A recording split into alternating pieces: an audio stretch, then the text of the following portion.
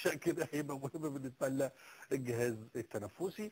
وعايز اتوقف بالفحص والدرس كثيرا على حكايه الحجاب الحاجز في الدرس اللي جاي، في الحصه اللي جايه. وهل الحجاب الحاجز يعادل النقاب الحاجز؟ وهل الحجاب الحاجز شرعا وفقها سليم، ولا هو حجاب لوحده ومفيش حجاب حاجز، ولا الحاجز دي حاجه ثانيه غير حجاب والنقاب الحاجز؟ لكن ايه العلاقه بين الحجاب الحاجز والنقاب الحاجز؟ ده هنتكلم فيه في الحلقه القادمه، في الدرس القادم. كان رايي من اللحظه الاولى، ولعل الزمن يعني اكد ده، انه مفيش علاقه شرطيه بين التطرف وبين الفقر. نشوف ناس اغنياء ومرتاحين متطرفين وبيقولوا كلام غبي. لا، زي محمد عطا اللي هو اللي عمل محمد عطا كمهندس، ده كان على الارهابيين اللي شالوا السلاح واللي خططوا زي ايمن الظواهري، زي اسامه بن لادن نفسه. انا بتكلم على المواطنين، حتى الطبقات المصريه كلها. هتلاقي التطرف موجود في اغنى الناس، وهتلاقيه موجود في افقر الناس. هتلاقي المنقبه موجوده وهي زوجة مليونير، وهتلاقيها زوجة عامل بنا. يعني فمفيش فكرة التطرف اللي هو حكر على طبقة او حكر على مواد قوانين. انت سيادتك لما جيت دلوقتي قلت ان في سيدة سقفت. سقفت ليه؟ سقفت نعم لان نعم لله، نعم للشريعة، نعم للدولة الدينية. وسيادة المستشار يعني ارجو تفسير منه لما قالوا بيختم يعني بدعاء ديني. يعني في احنا يعني نقدرك على مشاعرك الدينيه، لكن خلط ما بين دور القضائي ودور الديني، ودي في انا اظن يعني دي عاوزه مناقشه معايا يعني. عمل خلل. وانت لما تبص للاخبار تسمعوا هذا الكلام، حتى بتقولوا اقبل النتيجه، لا مش هقبلها. يعني ثم في النهايه احنا بنتكلم على قيم الثوره.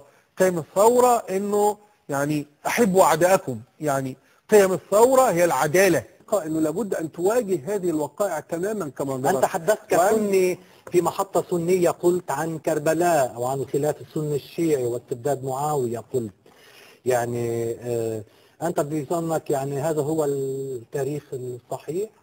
هذا هو التاريخ الذي جرى، هذا هو التاريخ الذي حدث.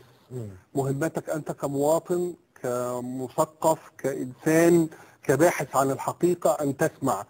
أن تسمع وتتدارس بقى، وتحمل ما تسمعه إلى قلبك أو إلى عقلك أو إلى سلة القمامة بجوارك، هذا شأنك. لكن في حقيقة الأمر لازم تسمع، أو لازم تعرف ما جرى والحقيقة بكل أطرافها وأطيافها. إنما حتت من الحقيقة دي، الحقيقه التيكاوي ديليفري دي اللي هو كل واحد عايز حته من الحقيقه لا. يعني الواقع العربي عامل زي مجموعه، المثل الشهير بتاع مجموعه من العميان تتحسس فيلا.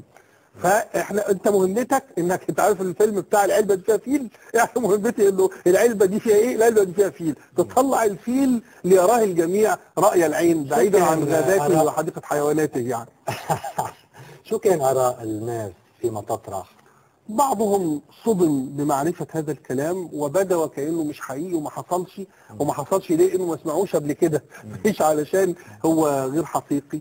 ناس صدمت بهذا الكلام اللي قيل، ناس اعتبرت ان ده تجريح في التاريخ وفي بعض رموز التاريخ الاسلامي. بعض الناس تعاملت انه دي وقائع لابد من معرفتها، بعض الناس رجعت الى المراجع وقرت وشافت.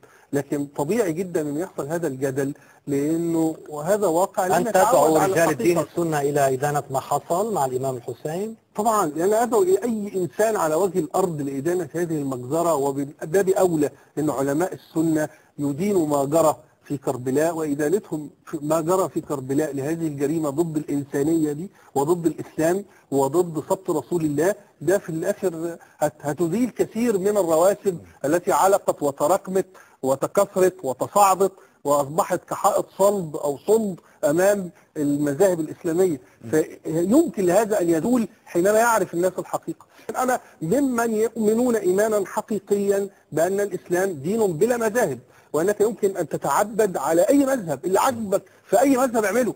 يعني ودي فتاوى من الازهر الشريف، مش من عندي يعني. لا افتي. من جهه اخرى انت يعني تسال هل انتقدت الشيعة تاريخيا؟ يعني ظهور المذهب الشيعي؟ انا لا استطيع ان انتقد ظهور الشيعة، لانه الشيعة يظهروا زي ما هم عايزين. اما الفكر الشيعي فكما هو واضح، انا راجل مؤمن بحرية العقيدة. ده انا مؤمن بان اللي عايز يكفر يكفر. جاي تقول لي ضد الشيعة يا راجل. سخطت ومن سخطه يا فاطمة، ثم انتحب ابو بكر يبكي، مشهد جلل رهيب.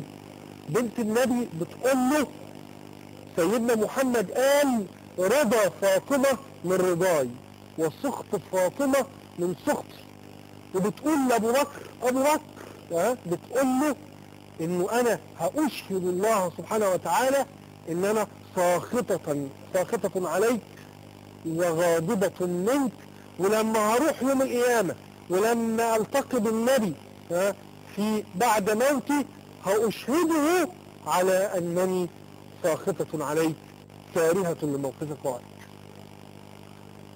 طبعا ابو بكر تقبل كل هذا بحالة من حالات الحزن الجبار، واستعاذ بالله من سخط الله ومن سخط نبيه ومن سخط فاطمة، وبكى أبو بكر خليفة المسلمين بكى حتى كادت نفسه أن تزهق، حتى تصوروا أنه هيغمى عليه. ده زادت بقى السيدة فاطمة وأضافت وقالت لأدعون الله تعالى عليك في كل صلاة أصليها.